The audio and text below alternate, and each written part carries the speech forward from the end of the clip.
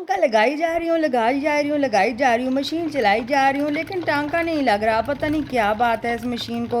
15-16 साल पुरानी मशीन है तो ज़ाहिर है कुछ ना कुछ तो होगा। वैसे तो मैंने धागा बिल्कुल ठीक डाला है और मुझे प्रैक्टिस भी बहुत ज़्यादा है। ये तो आप लोगों को मेरी वीडियो देखकर पता चल जाएगा कि आहिस्ता आहिस्ता मैं कितनी ज़्यादा अपने काम में प्रोफेशनल और माहिर हूँ।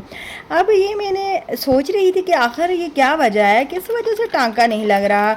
धागा तो मैंने सारा कुछ ठीक तरीके से डाला है, लेकिन जैसे ही मैंने गौर किया तो ये देखो यहाँ पर तो मैंने धागा डाला ही नहीं। तो ये ही वजह थी जिस वजह से टांका नहीं लग रहा था। वो मेरी प्यारी बहन जो मेरी तरह अभी अभी उन्हें शौक़ चढ़ा है कि सिलाई सीखने का, तो सबसे पहले तो उन्हें धागा डालने का तरीका तो आना चाहिए। जाहिर है अगर वो धागा डालने का उन्हें तरीका आएगा तो ही तो वो आगे काम कर सकेंगी।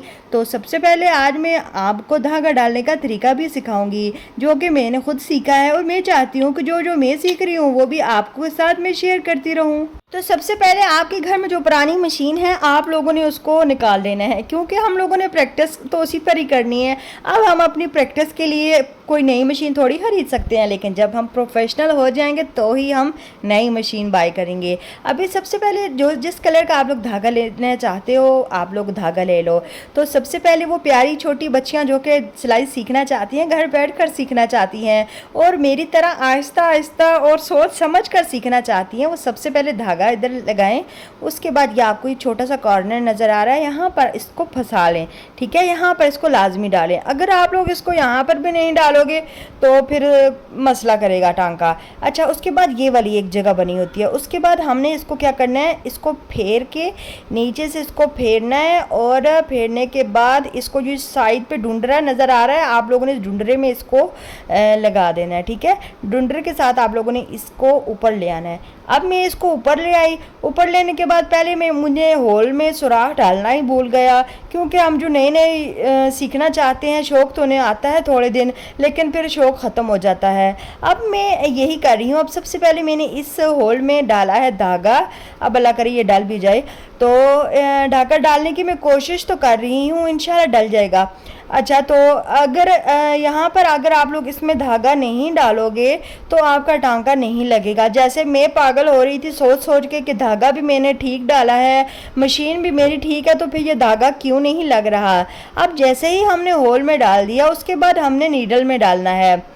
अब जैसा तरह हम लड़कियों की आदत होती है दांतों से चबा कर आगे से धागे को फेंक देती हैं और फिर डालने की कोशिश करती रहती हैं, लेकिन कुछ मैं भी यही कुछ कर रही थी कि मुझे कैंची ना लानी पड़े। सुस्ती थोड़ी ज़्यादा है, कैंची लानी पड़ेगा तो उठना पड़ेगा, तो ये कोशिश कर रही थी कि दांतों से ही सारे मसले हल हो जाएं, लेकिन काफ़ी कोशिश करने के बावजूद भी मुझसे धागा सही तरीके से नहीं डला, तो फिर मुझे कैंची का इस्तेमाल करना पड़ा। एक हाथ से मैंने मोबाइल को पकड़ा हुआ था और साथ ही साथ में धागा डालने की कोशिश भी कर रही थी। अब मेरे पास रखने के लिए कोई स्टैंड तो फ़िलहाल नहीं है और अभी कुछ पता नहीं है कि क्या करना है, तो अभी फिर मैंने कैंची के साथ इसको आगे से कट कर दिया। अब आप लोग भी जब भी धागा डालो तो इसको कैंची के साथ कट करके डालोगे तो ये सही तरीके से डलेगा। अगर दांतों से इसको चबा के तोड़ के धागा डालोगे तो सही तरीके से नहीं लगेगा। अभी भी धागा डाल नहीं रहा था, थोड़ा सा मुंह में दे के थोड़ा सा इसको गीला करके तो ही आप इसको डालें। तो ये देखिए मेरा धागा फाइनली दाखिल हो चुका है। अब इसको दूसरी साइड से इसको मैं पकड़ लेती हूँ। अब क्या करना है, अब मैंने कपड़े को निकाल देना है। ठीक है, अब कपड़े को निकालना है क्योंकि हमारा जो फिरकी वाला धागा है उसको भी तो चेक करना है क्या आया फिरकी में धागा भी है कि नहीं।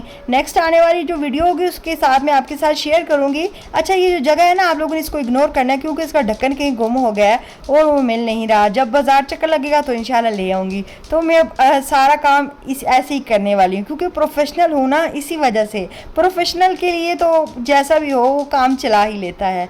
अच्छा, तो ये मेरे फिरकी वाला धागा भी ऊपर ही था, तो ये देखिए इसको मैं पीछे कर लेती हूँ। ठीक है, पीछे कर लिया।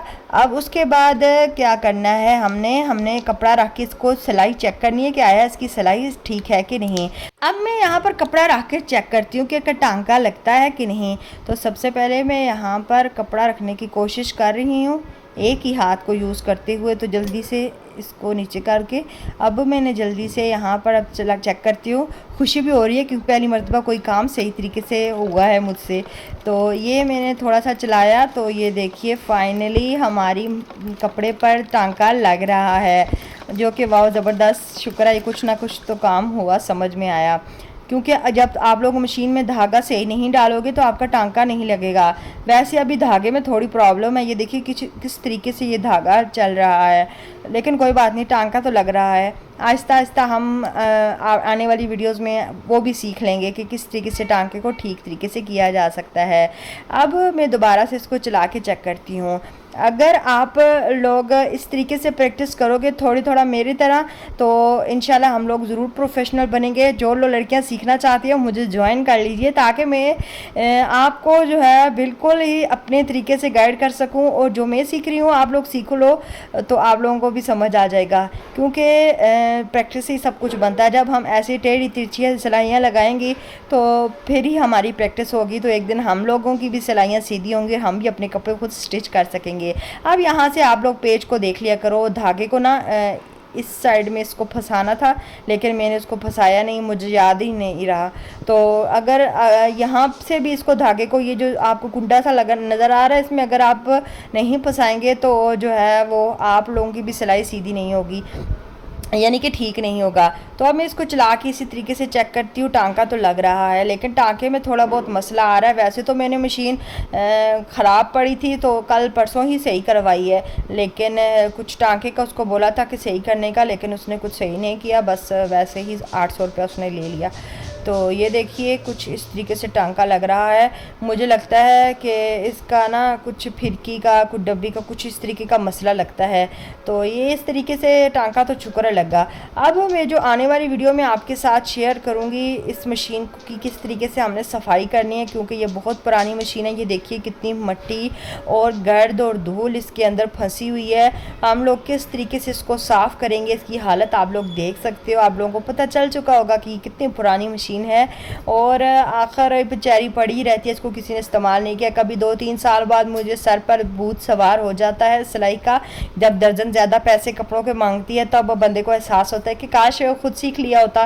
तो फिर कोशिश करती हूँ अभी आपको यकीन नहीं आ रहा होगा कि 3 साल पहले मैंने अपनी एक कमीज़ कट की थी, वो आज भी पड़ी है, उसके बाजू भी गुम हो चुके हैं। वो मैं आने वाली वीडियो में आपके साथ ज़रूर शेयर करूँगी कि उसको हम किस तरीके से अब पूरा करेंगे। बाजू तो गुम हो चुकी हैं, लेकिन घर में कुछ ना कुछ जुगाड़ लगा लेंगे। अब ये देखिएगा, ये अब मुझसे गलती हुई है, क्योंकि ये जो आपको साथ में ये छोटा सा कुंडा नज़र आ रहा है ना, इसमें मैंने धागे को डालना था, लेकिन वो मुझे डालना याद नहीं रहा। कोई बात नहीं, आहिस्ता आहिस्ता इंशाल्लाह सब कुछ सीख लेंगे। अभी ये देखिए मशीन की हालत कुछ इस तरीके की है। ये इस आगे से जो मुँह है ये भी पूरा हिलता है, तो सारी बेचारी अड़ी तड़ी हुई है। तो कोई बात नहीं, चैनल को सब्सक्राइब करना, वीडियो को लाइक करना अगर अच्छी लगी तो। मज़ीद अगर वीडियोस देखना चाहते हो तो कमेंट्स में अपनी राय का इज़हार ज़रूर करना कि वीडियो कैसी लगी। Thanks for watching. अल्लाह हाफिज़।